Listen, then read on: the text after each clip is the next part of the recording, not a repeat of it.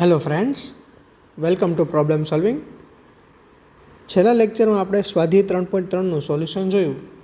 હવે નેક્સ્ટ જે થિયરી છે વ્યસ્ત સંપન્ન શ્રેણિક માટે એ આપણે આ વિડીયોમાં જોઈશું. તો જોઈએ વ્યસ્ત સંપન્ન શ્રેણિક. ઓકે, તો વ્યસ્ત સંપન્ન શ્રેણિક સમજતા પહેલાં એક બીજી વસ્તુ આપણે યાદ કરીએ. માની લો કે 5 સંખ્યા છે, સંખ્યા 5, એનો વ્યસ્ત જે છે 1/5 બરાબર 1. એટલે કે આપણે આને આવી રીતે જોઈએ કે કોઈ સંખ્યા a હોય એનો ગુણાકાર b સાથે કરવાથી 1 મળે, તો સંખ્યા b ને a નો વ્યસ્ત કહેવાય. અને એની સાથે સાથે બીજું પણ સાચું છે કે સંખ્યા a ને b નો વ્યસ્ત કહેવાય. ઓકે, તો શ્રેણિકના ગુણાકાર માટે પણ એવું જ કંઈક છે. ઓકે, અને વાસ્તવિક સંખ્યા માટે આપણે આવું લખતા હોઈએ કે a ગુણ્યા a ઇન્વર્સ બરાબર 1 થાય, અને સાથે સાથે આવું પણ થવું જોઈએ a ઇન્વર્સ ગુણ્યા a બરાબર 1 થાય. અને આવું થાય જ છે કેમ કે વાસ્તવિક સંખ્યામાં ક્રમનો નિયમ જળવાય છે. વાસ્તવિક સંખ્યા ગમે એ વાસ્તવિક સંખ્યા હોય, a ક્રોસ b બરાબર b ક્રોસ a એ બંને સમાન જ થાય. તો ત્યાં આપણે એવું ચેક નથી કરતા, પણ શ્રેણિકની અંદર ક્રમનો નિયમ જળવાતો નથી. એટલા માટે એની લેફ્ટ રાઇટ બંને કન્ડિશન જોવાની થાય, જે આપણે હમણાં વ્યાખ્યા લખીએ એની અંદર જોઈએ.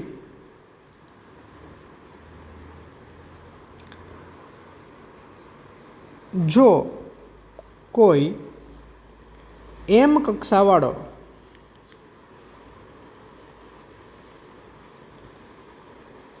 ચોરસ શ્રેણિક a માટે બીજો કોઈ m કક્ષાવાળો ચોરસ શ્રેણિક b મળે કે જેથી શું થવું જોઈએ કે જેથી ab is equals two ba is equals two i થવું જોઈએ. તો જુઓ તમે અહીંયા આપણે a ને ડાબી બાજુ ગુણ્યો છે અને a ને જમણી બાજુ ગુણ્યો છે. તો બંને કન્ડિશન આપણે સાચી થવી જોઈએ, જોવાનું છે કે જેથી ab equals to ba is equals two i થાય. તો શ્રેણિક એ વ્યસ્ત સંપન્ન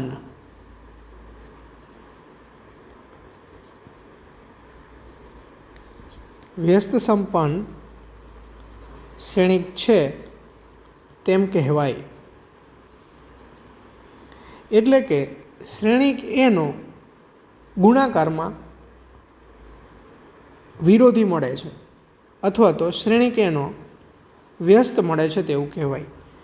અહીં શ્રેણિક બી શું છે તો કે શ્રેણિક એનો વ્યસ્ત છે. શ્રેણિક બી એ શ્રેણિક એનો વ્યસ્ત શ્રેણિક છે. તેને સિમ્બોલમાં કઈ રીતે દર્શાવી શકાય તો કે a ઇન્વર્સ એ બી છે. તો હંમેશા કોઈ એક ઘટક બીજા ઘટકનો વ્યસ્ત હોય તો પેલો ઘટક પણ બીજા ઘટકનો વ્યસ્ત જ હોય. તો એના માટે આપણે શું કહી શકીએ તો કે શ્રેણિક એ પણ શું છે, વ્યસ્ત જ છે. કોનો? શ્રેણિક બીનો વ્યસ્ત શ્રેણિક છે. તો આપણે આવું પણ લખી શકીએ કે B inverse is equals to a. Okay, તો અહીંયા આ કન્ડિશન પરથી આપણે શું ખબર પડે તો કે a છે એ બીનો વ્યસ્ત છે અને b છે એ એનો વ્યસ્ત છે. તો એક નાનું એવું ઉદાહરણ જોઈએ. માની લો કે કોઈ શ્રેણિક a બરાબર આપણને આપેલું છે 2 3 1 2, અને b શ્રેણિક બરાબર આપણે લખીએ 2 3 -1 2. જો હવે આપણે અહીંયા ab મેળવીએ અને ba મેળવીએ, એ બંને સમાન થાય અને આ જ થાય, તો આપણે કહીશું કે એ છે એ બીનો વ્યસ્ત છે અને બી છે એ એનો વ્યસ્ત છે અને એ અને બી બંને વ્યસ્ત સંપન્ન શ્રેણિક છે. તો આપણે સૌ પ્રથમ એ બી મેળવીએ. તો 2 3 1 2 અને બી શ્રેણિક છે 2 3 -1 2. તો ગુણાકાર માટે જે ગુણાકાર આપણને 2 × 2 મળવાનો છે એનો પ્રથમ સ્તંભનો ઘટક એટલે પ્રથમ સ્તંભ હારે અનુરૂપ ઘટકોનો ગુણાકાર કરી સરવાળો. તો અહીંયા આવશે 4 - 3, અહીંયા આવશે 6 - 6, અહીંયા 2 - 2, અહીંયા 3,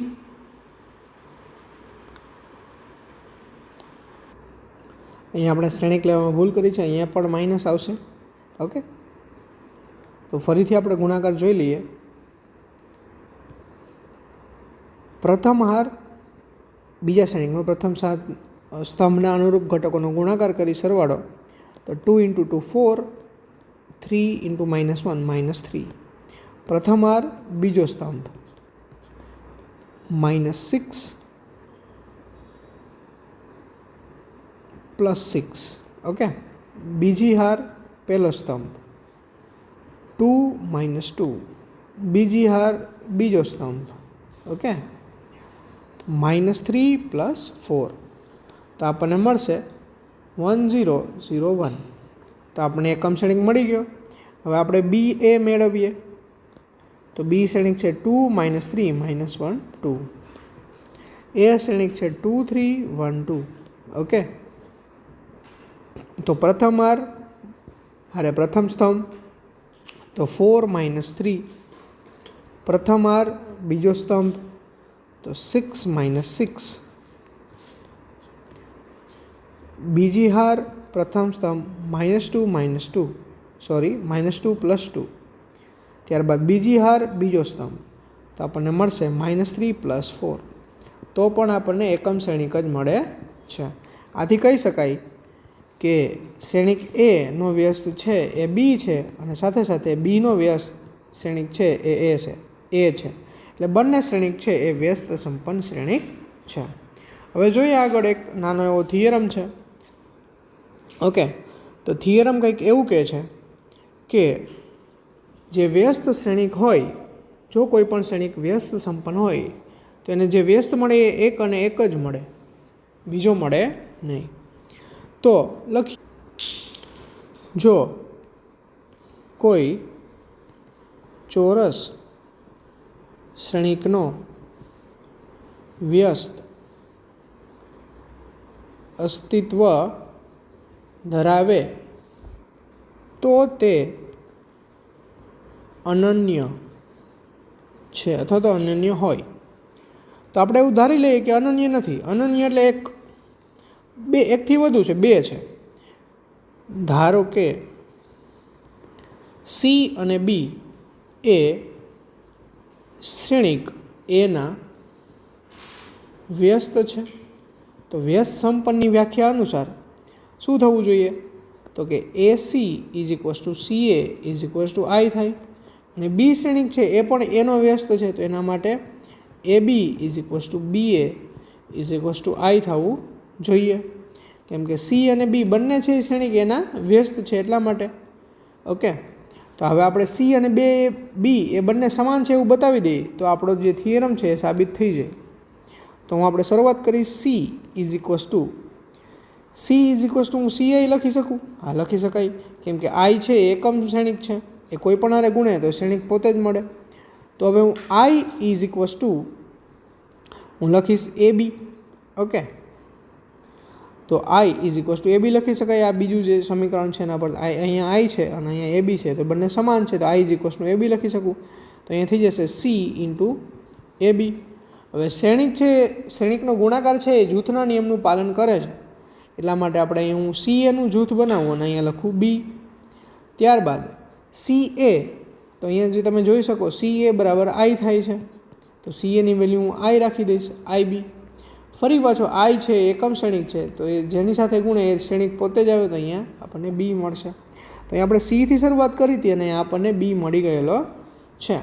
તો આથી કહી શકાય કે કોઈપણ ચોરસ શ્રેણિકનો વ્યસ્ત અસ્તિત્વ ધરાવે તો તે અનન્ય જ હોય.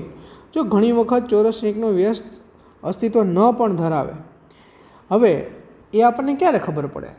તો એના માટે આપણે આની પછીનું જે ચેપ્ટર છે નિશ્ચાયક, એની અંદર એ આપણે ડિટેલમાં ભણશું કે ક્યારે અસ્તિત્વ ધરાવે તો એનો વ્યસ્ત કેવી રીતે મેળવવો.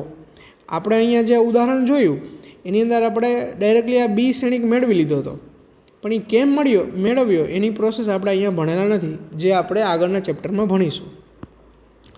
તો હવે બીજો એક થિયરમ છે એ જોઈએ.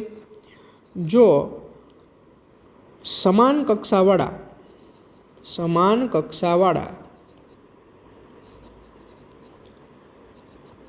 વ્યસ્ત સંપન્ન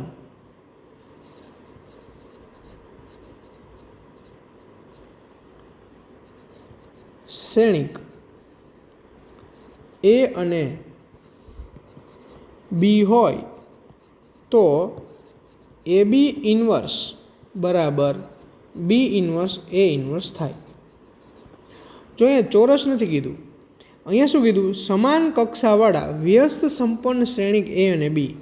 હવે એ પણ આપણે જોઈશું કે જો કોઈ શ્રેણિક વ્યસ્ત સંપન્ન હોય તો એ ચોરસ જ હોય, કેમ લંબચોરસ ના હોય? એના વિશે આપણે આ થિયરમ પૂરો થાય પછી એની માહિતી મેળવીશું. તો પહેલાં આ થિયરમ પૂરો કરીએ. તો અહીંયા શું છે કે શ્રેણિક છે એ અને બી, એની બંનેની કક્ષા સમાન છે અને વ્યસ્ત સંપન્ન છે. તો આપણે અહીંયા એ ઇન્વર્સ અને બી ઇન્વર્સનું અસ્તિત્વ તો છે જ. ઓકે, તો આપણે સાબિતી જોઈએ. તો એ બી ઇન્વર્સ છે, ઓકે, એ બી ઇન્વર્સ અહીંયા જે આપેલો છે એ શું મળે આપણને? તો કે બી ઇન્વર્સ એ ઇન્વર્સ મળે. એટલે ટૂંકમાં જો શ્રેણિક એ અને બી બંને વ્યસ્ત સંપન્ન હોય તો એનો ગુણાકાર પણ વ્યસ્ત સંપન્ન છે. અને એ શું મળે એ પણ કીધેલું છે કે તો એ બી ઇન્વર્સ એ ઇન્વર્સ જ મળે. તો આપણે વ્યસ્ત સંપન્નની વ્યાખ્યા અનુસાર એ બી એનો ગુણાકાર એના વ્યસ્ત એ બી ઇન્વર્સ સાથે કરીએ તો આપણને શું મળે? આઈ મળે.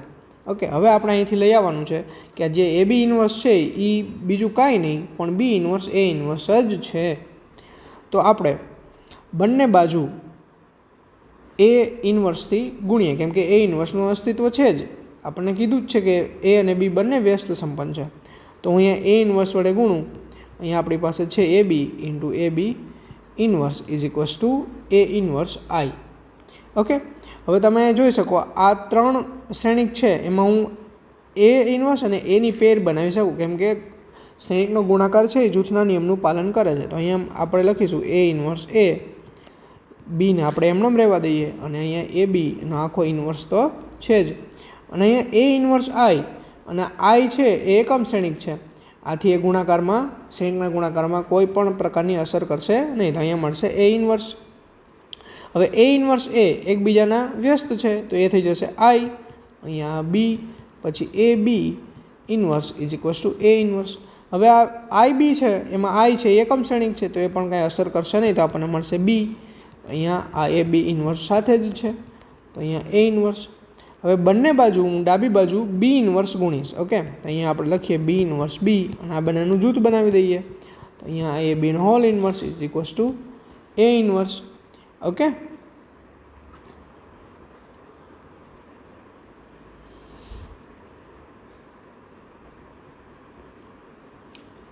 તો હવે બી ઇન્વર્સ બી છે એ આઈ થઈ જશે. તો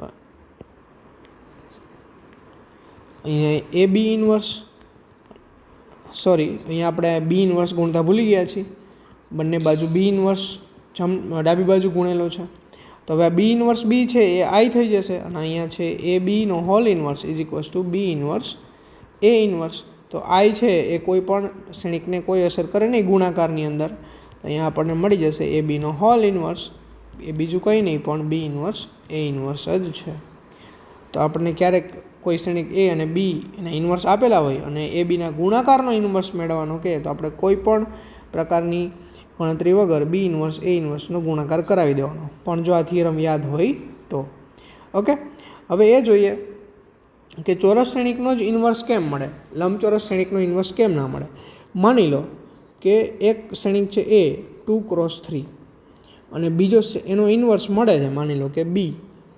ઓકે, હવે અહીંયા હું બીની કક્ષા લખતો નથી, તો એના માટે થવું શું જોઈએ? તો કે A B is equals to B A is equals to I થવું જોઈએ. હવે આ સ્ટાન્ડર્ડ કન્ડિશન છે. કોઈ પણ ગમે ત્યારે તમે શ્રેણિક મેળવો, કોઈ પણ પ્રકારની દ્વિક્રિયા હોય તો એના માટે ક્રમનો નિયમ અને એના ગુણાકાર કે જે પણ કંઈ સરવાળો હોય, બાદબાકી હોય, જે પણ દ્વિક્રિયા હોય એના માટે અહીંયા આઈ મળવો જોઈએ. તો હવે આઈ છે એ એકમ શ્રેણિક છે, અને એકમ શ્રેણિકની વ્યાખ્યામાં જ એવું છે કે આઈ છે એ ચોરસ શ્રેણિક હોય અને હોય જ. તો આની જે કક્ષા હશે એ એમ ક્રોસ એમ હશે. ઓકે, તો હવે તમે અહીંયા આ એમ ક્રોસ એમ મેળવવા માટે શું કરી શકાય? ઓકે, તો અહીંયા આપણે આને એમ ક્રોસ એન લઈએ અને બીની કક્ષા લેતા નથી. તો અહીંયા એ બી લખું છું. હવે જો એ બી વ્યાખ્યાયિત હોય એ બીનો ગુણાકાર, તો અહીંયા એની કક્ષા તો એમ ક્રોસ એન છે, તો બીની કક્ષામાં હાર તો એન જ થવાની, સ્તંભ ખબર નથી ને આપણે ક્વેશ્ચન માર્ક લખી દઈએ. ત્યારબાદ બી શ્રેણિકની કક્ષા નથી લખતા, અહીંયા એની કક્ષા આપણને ખબર છે એમ ક્રોસ એન છે. તો બીમાં હારની સંખ્યા નથી લખતા અને સ્તંભની સંખ્યા આપણે લખી દઈએ જે એમ જ થવાની. તો અહીંયા એમ અને એમ. તો જવાબમાં આઈ શ્રેણિક છે, તો એની આપણે ચોરસ શ્રેણિક છે આઈ એ આપણે માની લઈએ, એની કક્ષા ના લખીએ. તો શું મળશે જોઈએ? તો આ એ બી પરથી આઈની કક્ષા આપણને શું મળશે? એમ અને ક્વેશ્ચન માર્ક, એમ ગુણ્યા ક્વેશ્ચન માર્ક. અહીંથી આપણને શું મળશે? ક્વેશ્ચન માર્ક ગુણ્યા એન. હવે બંને સરખું હોવું જોઈએ. તો અહીંયા આ ક્વેશ્ચન માર્કનો જવાબ એમ આવશે અને આ ક્વેશ્ચન માર્કનો જવાબ એન આવશે. તો આની કક્ષા થાય એન ક્રોસ એમ અથવા તો એમ ક્રોસ એન. ઓકે, તો હવે તો બંને સમાન જ હોવું જોઈએ. તો અહીંથી એન અને એમ ઇક્વલ મળે અને અહીંયા પણ એમ ઇક્વલ્સ ટુ એન મળે. તો અહીંયા આપણે એની કક્ષા આપણને શું મળી જાય? એમ ક્રોસ એમ અથવા તો એની કક્ષા એન ક્રોસ એન. એટલા માટે અહીંથી સાબિત થાય કે એ છે એ ચોરસ શ્રેણિક જ હોવો જોઈએ, લંબચોરસ શ્રેણિક હોઈ શકે નહીં. અને બીજી વસ્તુ અહીંયા જુઓ તમે, અહીંયા બીની હારની સંખ્યા એન થઈ જાય છે, તો અહીંયા આપણે એન લખી દઈએ. ઓકે, અને આ ક્વેશ્ચન માર્ક પરથી આ એમ થઈ જાય છે, તો એ એન ક્રોસ એમ. તો અહીંયા પણ એન અને એમ સરખા જ થઈ જાય છે, તો એ બંને સરખું જ આપણે લખવું પડશે. એટલે આપણે એક વસ્તુ યાદ રાખીશું કે હંમેશા ચોરસ શ્રેણિકનો જ વ્યસ્ત શ્રેણિક મળે, અને એ પણ મળે તો જ કઈ કન્ડિશન થવી જોઈએ? A B is equals to B A is equals to I. હવે આપણે નેક્સ્ટ લેક્ચરમાં સ્વાધ્યાય 3.4 જોઈશું. Thank you for watching.